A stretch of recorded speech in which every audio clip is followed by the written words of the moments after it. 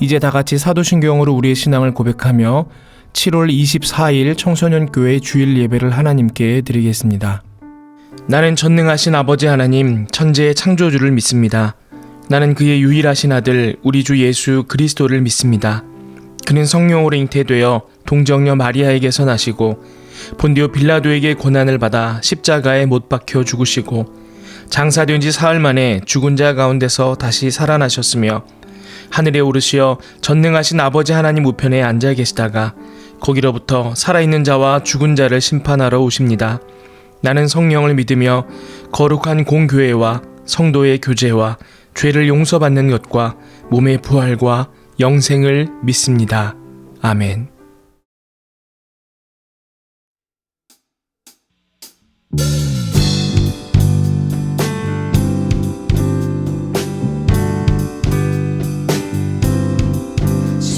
뜻대로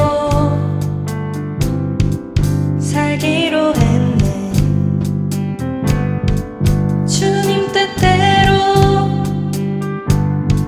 살기로 했네. 주님 뜻대로 살기로 했네.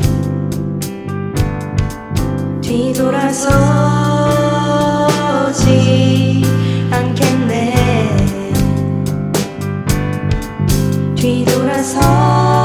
뒤돌아서지 않겠네.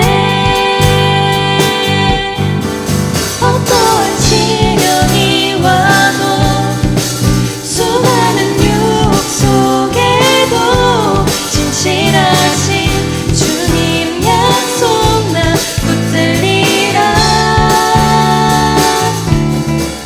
세상이 이해 못하고 우리를 조롱하여도 진실하신 주님 약속만 붙들리라. 결코 돌아서지 않으리.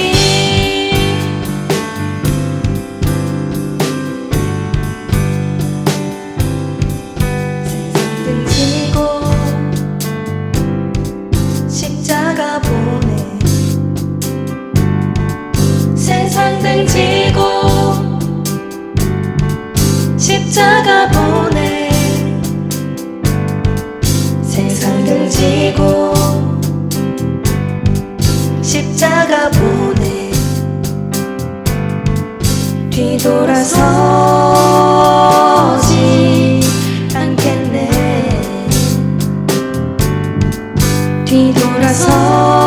뒤돌아서지 않겠네. 어떠한 시련이 와도 수많은 유혹 속에도 진실하신 주님 약속 나 붙들리라. 세상이 이해 못하고 우리를 조롱하여도 진실하신 주님 약속만 붙들리라. 어떠한 시련이 와도 수많은 유혹 속에도 진실하신 주님 약속 나 붙들리라. 세상이 이해 못하고 우리를 조롱하여도 진실하신 주님 약속만 붙들리라. 결코 돌아서지 않으리.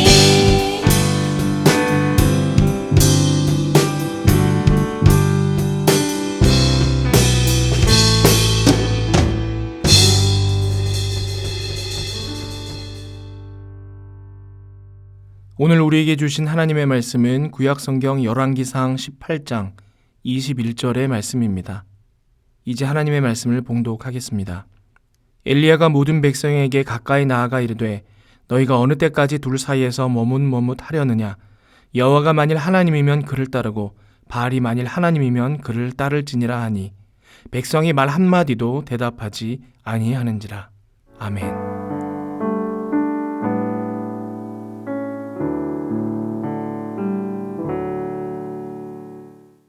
오늘은 열왕기상 18장 21절의 말씀을 통해 신앙의 회색지대는 없다라는 제목으로 하나님 말씀 함께 나누도록 하겠습니다. 여러분 흰색과 검정색 사이에 회색이 있죠. 흰색과 검정색을 섞으면 회색이 있습니다. 세상에 일어나는 많은 현상들이 둘로 나뉘어서는 그 현상을 설명할 수가 없죠. 왜냐하면 명확하게 이분해서 설명할 수 있는 일들이 잘 없기 때문이에요. 그 사이에 수많은 스펙트럼이 있습니다. 흰색과 검정색 사이에도 회색이라는 한 가지 색깔만 있지는 않죠. 좀 밝은 회색, 더 밝은 회색, 더 밝은 회색. 검정색 쪽으로도 조금 더 어두운 회색, 더 어두운 회색, 더 어두운 회색. 수많은 스펙트럼을 통해서 흰색과 검은색이 이렇게 구분이 됩니다. 우리가 이런 시대를 살고 있다 보니까 여러 가지 현상들을 생각할 때 모든 것들이 이거다 저거다 라고 말할 수는 없고 그 사이에 어딘가에 있을 수 있어 라고 하는 인식의 방법이 우리에게 적응되어져 있습니다. 그런데 이러한 인식의 방법을 신앙이라는 영역에는 적용할 수 없다. 그렇게 저는 말씀드리고 싶습니다. 여러분 믿음이라는 것은요, 신앙이라는 것은요, 믿거나 안 믿거나 둘 중에 하나밖에 없다라는 거예요. 다시 말해서 내가 하나님을 믿거나 믿지 않거나 두 개밖에 없어요. 신앙에는 회색지대가 없습니다. 다시 말하면 내 마음 가운데 하나님 말고 다른 사랑하는 것이 있다. 하나님과 더불어 중요하게 여기는 다른 것이 있다. 라면 그건 하나님을 안 믿는 것과 똑같다라는 거예요. 여러분 마귀는 항상 우리를 그렇게 유혹합니다. 왜 하나님만 믿으려고 해? 돈도 따르고 하나님도 따라. 권력도 쫓고 하나님도 쫓아. 사람도 믿고 하나님도 믿어. 그렇게 얘기한다라는 거예요. 공부를 하고 있는 학생들인 여러분에게 있어서는 하나님만큼 중요하다라고 여겨지는 게 여러분 마음에 무엇이 있겠습니까? 여러분의 성공이 있을 수 있어요. 여러분의 학업이 있을 수 있어요. 또 친구들과의 관계가 그러한 위치에 있을 수 있겠죠. 그러나 신앙인이라 그러면 그 어떤 것, 삶의 어떤 중요한 것을 가져오더라도 하나님과 동등한 자리에서 비교할 수 없다라는 것이죠. 우리가 둘 중에 하나를 택해야 된다 그러면 언제나 하나님만 택할 수 있는 것이 우리의 믿음이어야 한다. 그러한 믿음만 진짜 믿음이다. 라고 우리가 말할 수 있다라는 것입니다. 북이스라엘에서 가장 악한 왕이다 그러면 아합 왕을 들 수 있어요. 왜냐하면 아합 시절에 수많은 이방 신들을 들여오고 또 온 이스라엘이 이방 신을 섬기는 그런 일들이 있었습니다. 이걸 누가 주도했냐면 왕인 아합이 주도했다라는 거예요. 그래서 아합의 아내인 이세벨과 함께 이 일들을 주도했는데 어느 정도까지였냐면 하나님의 선지자들은 모조리 잡아다 죽였습니다. 죽이고 가나안에 원래 있었던 그 가나안 족속의 신인 바알 신과 아세라 신을 섬기며 그들의 제사장 중심으로 나라를 운영하고 있을 때였습니다. 오늘 본문에 이 아합의 대적한 여호와의 선지자, 하나님의 선지자가 있었죠. 엘리야입니다. 수많은 선지자들이 죽임을 당하고 하나님의 선지자들이 죽임을 당하고 몇몇 소수의 선지자들만 특별히 하나님을 신실하게 믿었던 사람들에 의해서 숨겨지게 되고 생명을 유지하게 되는 그런 때였습니다. 그런데 그럴 때 이 엘리야가 아합 앞에 나섭니다. 더 이상 이렇게 뒀다가는 이 민족이 살아날 수 없을 것 같으니까 아합 앞에 섰습니다. 서서 정면으로 대결 신청을 하는 것이죠. 당신이 데리고 있는 이방 선지자들, 바알 선지자 450명, 아세라 선지자 400명 모두 데리고 갈멜산으로 오십시오. 내가 나가겠습니다. 이 엘리야가 아합 왕에게 정식으로 도전장을 내밀었다라는 것이죠. 이 갈멜산에 수많은 그 사람들이 모였습니다. 아합과 또 그 각종 신료들이 다 모였겠죠. 그리고 또 그곳에 처음에 엘리야가 요청한 대로 바알 선지자 450명, 아세라 선지자 400명, 850명의 이방 선지자들이 나와 있었습니다. 그리고 이쪽 편에는 이제 엘리야가 있었겠죠. 엘리야가 이 모든 사람들이 모여 있는 가운데 먼저 이 영적인 선전 포고를 합니다. 그 내용이 무엇이냐면 오늘 우리가 읽은 본문이에요. 열왕기상 18장 21절입니다. 엘리야가 모든 백성에게 가까이 나아가 이르되 너희가 어느 때까지 둘 사이에서 머뭇머뭇하려느냐? 여호와가 만일 하나님이면 그를 따르고 바알이 만일 하나님이면 그를 따를지니라 하니 백성이 말 한마디도 대답하지 아니하는지라. 이미 바알과 아세라를 믿는 이스라엘 백성들이 있었을 것이고 또 아합이 정치적으로 이 나라를 통치하고 있었죠. 그래서 모든 하나님의 선지자들을 다 죽이고 있던 때라 또 그 눈치를 보느라 하나님을 믿습니다 라고 그의 소신을 밝히지 못한 사람들도 있었을지 모르겠습니다. 어찌됐건 엘리야가 이렇게 말할 때 하나님이든지 바알이든지 한쪽에만 서라 너희들 이렇게 말할 때 아무도 대답하지 않았다라는 거예요. 그리고는 엘리야가 이야기를 합니다. 제단을 쌓고 그곳에 제물을 얹고 우리가 각자의 신에게 기도하여 이 여기 있는 제물이 우리가 불을 붙이지 않는 채에서 하늘에서 불이 내려 이 제물이 신들에게 드려지도록 하자. 그렇게 영적인 승부수를 던졌습니다. 도전장을 던졌습니다. 바알과 아세라 이 선지자들이 그 제단을 쌓아놓고 그 위에서 자기들의 신들에게 기도를 합니다. 얼마나 오랫동안 기도를 했냐면 하루 종일 기도하는 거예요. 아침부터 해가 질 때까지 계속해서 기도를 했습니다. 계속해서 기도를 하는데 여러분 하늘로부터 응답이 있었을까요? 없지요. 가짜 신이니까. 여러분 오직 우리의 기도에 응답하시는 존재는 누구밖에 없어요? 하나님밖에 없는 거예요. 여러분 다른 어떤 것도 우리의 기도에 응답하지 않습니다. 살아있지 않으니까, 존재가 없으니까. 그러나 하나님은 우리의 기도에 응답하시죠. 이 바알과 아세라 선지자들이 하루 종일 기도했습니다. 그들의 종교 법을 따라서 그 앞에서 춤을 추고 노래를 부르고 뭐 그래도 안 되니까 좀 더 과격해져서 자기 몸을 자해하고 자기 몸에 피를 뿌리고 그러면서 기도를 드렸는데도 아무런 변화가 일어나지 않는 거예요. 다 녹초가 돼서 나가 떨어졌습니다. 이제 그제서야 엘리야가 등장하죠. 엘리야가 나타납니다. 다시 12돌을 취하여 제단을 단단하게 세웁니다. 그리고는 거기에 나무를 쌓고 제물을 올립니다. 그리고 제단 주변으로 도랑을 파는 거예요. 쫙 도랑을 파요. 이 도랑을 왜 팔까 사람들이 생각을 했겠죠. 도랑을 쭉 팝니다. 그리고는 어떻게 하냐면 큰 통 넷에다가 물을 가득 담아와서 제물 위에다 부어버리는 거예요. 그럼 좀 이상하죠. 이제 불을 붙여서 이 제물을 번제로 드려야 되는데 이 불이 붙어야 되는 제물과 나무와 제단에다가 물을 붓는 거예요. 큰 통 넷을 붓습니다.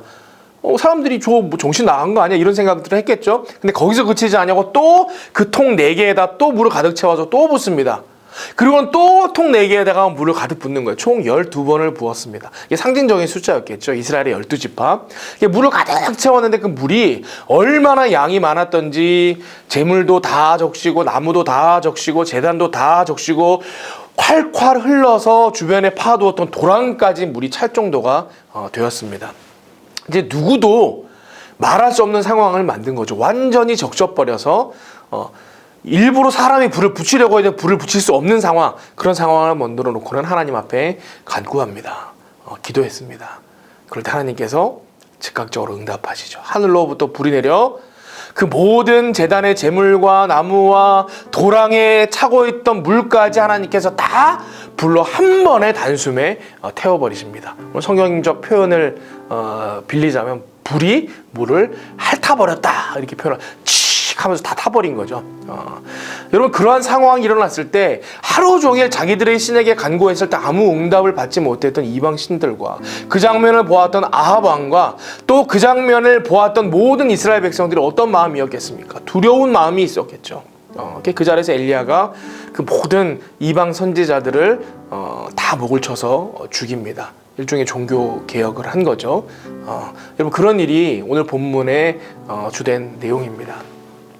여러분 하나님은요 우리 기도에 응답하시는 유일하신 분이십니다. 살아계신 하나님이십니다. 여러분 믿음이라는 것은 그래요. 이쪽에 한쪽 다리 저쪽에 한쪽 다리 그렇게 양다리를 걸치고 할 수 없습니다. 하나님은 그걸 원하시지 않아요. 여러분 사랑의 하나님이 가장 싫어하시는 게 있는데 우리가 다른 존재를 사랑하는 것, 영적으로 바람 피우는 것이에요. 하나님은 질투의 하나님이라 우리가 그렇게 성경이 말씀하고 있지 않습니까? 하나님 말고 다른 존재를 같이 사랑하는 것 하나님이 원치 않으십니다. 여러분 우리의 진실한 사랑은, 진실한 믿음은 이 모든 것들 내게 중요한 것들이 있지만 그것보다 하나님이 제게 더 중요합니다 이 모든 것들보다 내가 하나님을 더 사랑합니다 라는 믿음의 고백이 우리의 신앙의 내용이 되어야 한다라는 것입니다. 오늘 함께 말씀을 나누는 우리 모든 청소년교회 여러분들 가운데 하나님만 나의 하나님입니다 라고 믿음으로 고백하는 그런 믿음이 있기를 간절히 원합니다. 이 믿음 가지고 마지막 때까지 이 믿음 지켜낼 수 있기를 바랍니다. 함께 기도하겠습니다. 아버지 하나님, 우리에게 믿음을 허락하시고 또 하나님 믿는 백성으로 살게 하시니 감사합니다.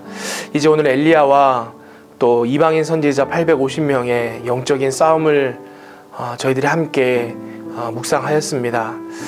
우리에게도 이런 고백이 있길 원합니다. 다른 어떠한 것보다 하나님 더 사랑합니다. 다른 어떠한 것보다 하나님 더 믿습니다 하는 신앙의 고백이 우리 함께 예배하는 모든 청소년 교회 지체들 가운데 있게 하여 주시옵소서. 감사드리며 이 모든 말씀 예수 그리스도의 이름으로 기도하옵나이다.